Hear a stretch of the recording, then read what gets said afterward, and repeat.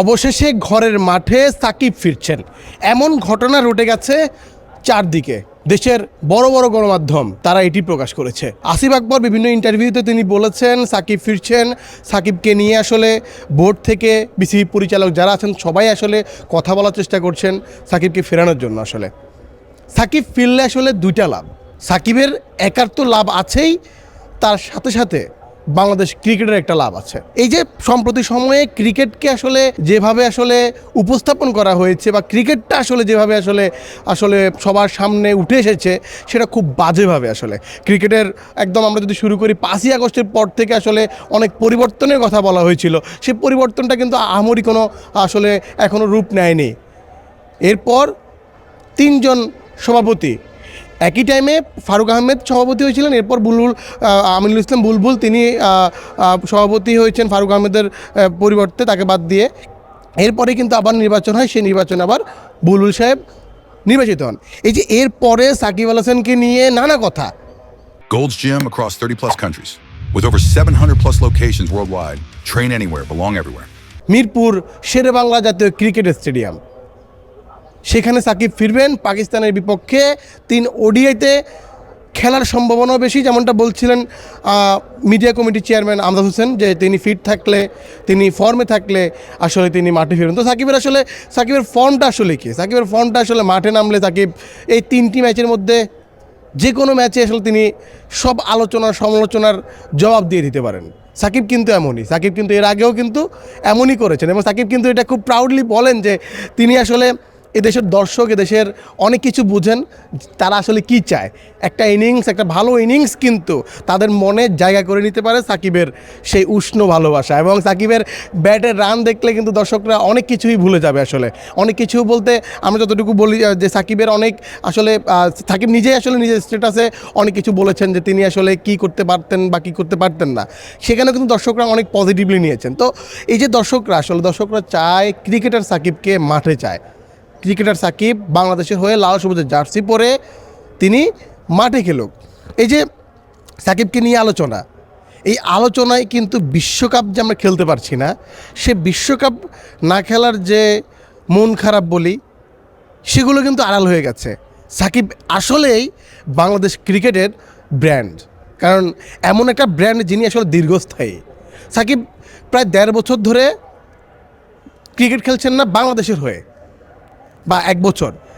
এই যে 1 বছরে অনেক কিছু পরিবর্তন হয়েছে, অনেক কিছু আসলে সাকিবের পক্ষে ছিল না, কিন্তু এখনও পর্যন্ত সাকিবের যে ডিমান্ড, সাকিবের যে প্রাধান্য ক্রিকেট বোর্ড থেকে দর্শকদের কাছে, সেটি আসলে সাকিবকে আবারও প্রমাণ করে সাকিব আসলে কি। সাকিব আসলেই দেশের ক্রিকেটের জন্য বড় একটি সম্পদ।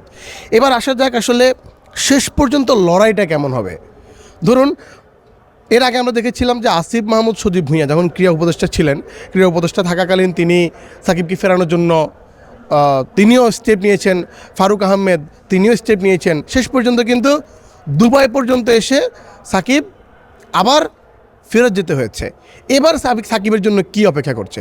তবে এবারের যে সম্ভাবনা, যেহেতু ক্রীড়া উপদেষ্টা আসিফ মাহমুদ এখন নেই, তিনি কিন্তু এর আগে কিন্তু একদম ফেসবুকে সরাসরি বলেছেন তিনি সাকিবের দেশে আসার বিরুদ্ধে বা দেশে আসতে দিবেন না, তিনি এরকমও কিন্তু বলেছেন যে এটা বেইমানি হবে। কিন্তু যেহেতু তিনি এখন নেই, এখন যেহেতু আসিফ নজরুল আছেন, তিনি অবশ্যই চাইবেন যে দেশের কোনটা ভালো, দেশের ক্রিকেটের জন্য কোনটা ভালো হবে সেটা নেওয়ার জন্য। কারণ আসিফ মাহমুদ অনেক সময় তিনি আসলে নিজের ব্যক্তিগত আক্রমণ করতেন, আসলে ব্যক্তিগতভাবে তিনি আসলে কথা বলতেন। আসলে তিনি যে একটা পদে আছেন যেখানে আসলে নিরপেক্ষ থাকতে হয়, সেই জায়গাটা তিনি আসলে হারিয়ে ফেলেছেন, ক্রমশ হারিয়ে ফেলেছেন, এটা বলাই যায়। তিনি যেভাবে কথা বলতেন বা যেই টোনে কথা বলতেন বা ফেসবুকে যেভাবে স্ট্যাটাস দিতেন, সেটা কিন্তু আসলে নিরপেক্ষতা আসলে মাধ্যমে ছিল না বা নিরপেক্ষতার মধ্যে ছিল না। সকাল থেকে রটে গেছে এবং এই যে শেষ বোর্ড সভার পর কিন্তু আমরা যে দেখেছি যে আসিফ আকবর এবং মিডিয়া কমিটির চেয়ারম্যান আমজাদ হোসেন এবং সাবেক ক্রিকেটার এবং রাজ্জাক ভাইও ছিলেন সেখানে। তারা 3জনই কিন্তু দেখলাম যে তাদের কথাবার্তায় যেভাবে দেখা গেছিলো, আমরা আসলে এখনও বিশ্বাস করতে চাই যে সাকিব আল হাসানকে বিসিবি ফেরানোর জন্য প্রস্তুত। কারণ যদি শেষ পর্যন্ত যে সাকিবকে যদি ফেরাতে ব্যর্থ হয় তাহলে কিন্তু এই বোর্ড কিন্তু আবারও দর্শকদের যে দর্শকরা তো আসলে ইমোশনালি চিন্তাভাবনা করে, যে তারা ইমোশনালি চিন্তা করে যে সবসময় যে আমাদের ক্রিকেটার সাকিব আল হাসান আমাদের সবার প্রিয় ক্রিকেটার। তো সেই জায়গাটায় যদি সাকিবকে আসলে এই বোর্ড ফেরাতে না পারে তাহলে অনেকটা সমালোচনার মুখে পড়বে। তবে যদি ফেরাতে পারে তবে এই বোর্ড কিন্তু বা এই যে আমিনুল ইসলাম বুলবুলের বোর্ড তারা যে চেষ্টাটা করছে, এবং আমরা যতটুকু শুনেছি যে আমিনুল ইসলাম নিজেই আসলে বুলবুল সাহেব নিজেই আসলে সরকারের সাথে কথা বলছেন, নেগোসিয়েশন করছেন সাকিবের নিরাপত্তা, সাকিবকে আসলে কী নিরাপত্তা দেবেন। এবং কি আমি যদি একটু কথা অ্যাড করি, এর আগে কিন্তু ফারুক আহমেদ তিনি কিন্তু সর্বোচ্চ চেষ্টা করেছিলেন। তার সাথে একটা কথাতে আমাকে তিনি বলেছিলেন যে সাকিবের জন্য সর্বোচ্চ নিরাপত্তা আসলে সেনাবাহিনী থেকে শুরু করে, সেনাবাহিনী গাড়ি থেকে শুরু করে, মানে কড়া নিরাপত্তার মাধ্যমে সাকিবকে আসলে মাঠে খেলাতে চেয়েছিলেন, কিন্তু শেষ পর্যন্ত পারেন। যদি পারতেন ফারুক আহমেদ কিন্তু আসলেই বাহবা পেতেন। শেষ পর্যন্ত তাকে সাকিব ভক্তরা, বিশেষ করে সাকিবের যে একটা বিশাল ফ্যান বেস, তারা কিন্তু আসলে মাথায় তুলে রাখতেন ফারুক আহমেদ। কিন্তু ফারুক আহমেদ শেষ পর্যন্ত পারেননি, সরকার বা তখনকার বাস্তবতা। বাট এখন যেহেতু ক্রমশ সব কিছু শীতল হচ্ছে, সব কিছু নর্মালাইজ হচ্ছে, তো সেই জায়গাটায় কিন্তু সাকিবের ফেরার সম্ভাবনাটাও বাড়ছে। যতটুকু আমরা জেনেছি যে একজন পরিচালক আসলে, তিনি নাম প্রকাশ ইচ্ছুক, তিনি কথা বলেছেন। প্রথম আলোতে এমন একটি রিপোর্ট হয়েছে যে সাকিব আসলে এখন আসলে অফিসিয়ালি সেভাবে বলছে না, তবে সাকিব মাঠে ফেরার জন্য, সাকিব দেশের হয়ে খেলার জন্য প্রস্তুত।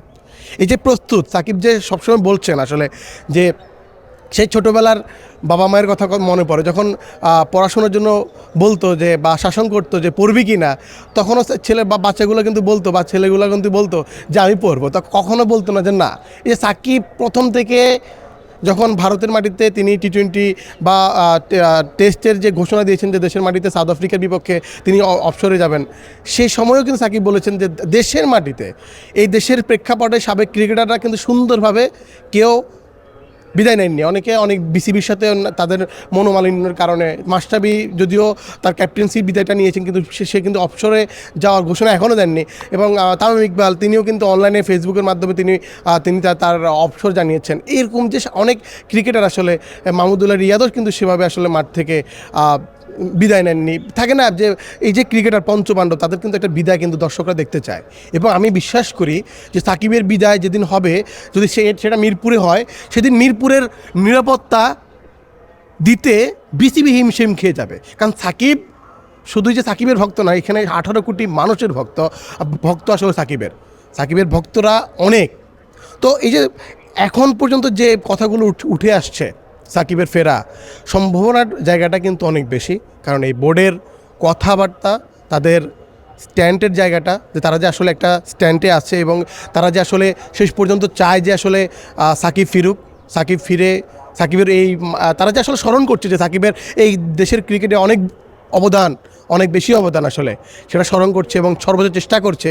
এটা কিন্তু একটা সাধুবাদ পাওয়ার দাবিদার বুলবুলের বোর্ড। এখন চ্যালেঞ্জও একই সাথে আছে যে তারা আসলে শেষ পর্যন্ত কি সাকিবকে ফেরাতে পারবে কি না। যদি সাকিবকে শেষ পর্যন্ত ফেরাতে পারে তাহলে বাবা পাবে। এবং মিরপুর, এই যে শুনশান নীরবতা, এই মিরপুর শেরেবাংলা জাতীয় ক্রিকেট স্টেডিয়ামে, হোম অফ ক্রিকেট খ্যাত মিরপুর, সেই মিরপুর হাজার হাজার দর্শকে ভরে যাবে এবং তারা চিয়ার আপ করবে সাকিব নামে। আমি আশা করি দর্শকরাও আসলে এটি উপভোগ করবেন এবং সাকিবকে মাঠে স্বাগত জানাবেন। এবং তারা আসলে তাদের যে অবস্থান বা তাদের যে ভালোবাসা, তারা যে ক্রিকেটীয় বা ক্রিকেট ফ্যানবেস যেমনটা হয়, সেই ভক্তরা সেভাবেই আসলে সাকিবকে এই মাঠে স্বাগত জানাবেন। দর্শক, আপনারা কি মনে করেন, সাকিব কি আসলে দেশের মাটিতে ফিরতে পারবে, বা দেশের মাটিতে লাল সবুজের জার্সি হয়ে 75 জার্সি পরে তিনি ফিরবেন? এবং আমি একই সাথে আমরা শুনেছি যে ক্রিকেটারদের যে 27 জনের যে চুক্তি, সেই চুক্তিবদ্ধ ক্রিকেটারেও সাকিবের নাম আসার সম্ভাবনা অনেক বেশি। তবে সেখানে হয়তো অনেক যদি কিন্তু থাকতে পারে, কারণ সাকিব আসলে কত বছর খেলবেন, সাকিব কি 27 সালের বিশ্বকাপটা খেলবেন কিনা, সেই বিবেচনায় থাকবেন কিনা, সেই বিবেচনাগুলো আসলে আমলে নিয়ে আসলে সেই জায়গাটায় আসলে সাকিবকে রাখা হবে। কারণ যদি সাকিবকে সেই বিবেচনায় না রাখা হয়, বা সাকিব যদি ব্যক্তিগতভাবে না খেলতে চান, তখন হয়তো বা এই যে চুক্তিবদ্ধ যে 27 জন বা যতটুকু বলেছেন যে তাদেরকে রাখার জায়গাটা আসলে অনেকটা অনিশ্চিত হতে পারে। কারণ যদি সাকিব চায়, বোর্ড চায়, তাহলে যদি 27 বিশ্বকাপ খেলে তাহলে হয়তো বা তিনি এই যে চুক্তিবদ্ধ ক্রিকেটে ফিরবেন। তবে এই যে বলছিলাম দর্শক, আপনারা আসলে কি মনে করেন, সাকিব কি আসলে ফিরবেন? সাকিবকে আসলে আপনারা দেশের মাটিতে দেখতে চান? সেই মাগুরার সাকিব, ফয়সাল সাকিব, সাকিবকে আসলে কতটা ভালোবাসেন, সাকিবের জন্য কতটা মুখিয়ে আছেন, অবশ্যই জানাবেন কমেন্ট বক্সে। এতক্ষণ সাথে থাকার জন্য ধন্যবাদ। মিরপুর শেরে বাংলা জাতীয় ক্রিকেট স্টেডিয়াম থেকে এতক্ষণ যুক্ত ছিলাম আমি মুন্নচন্দ্র দাস, বাংলাদেশ প্রতিদিন।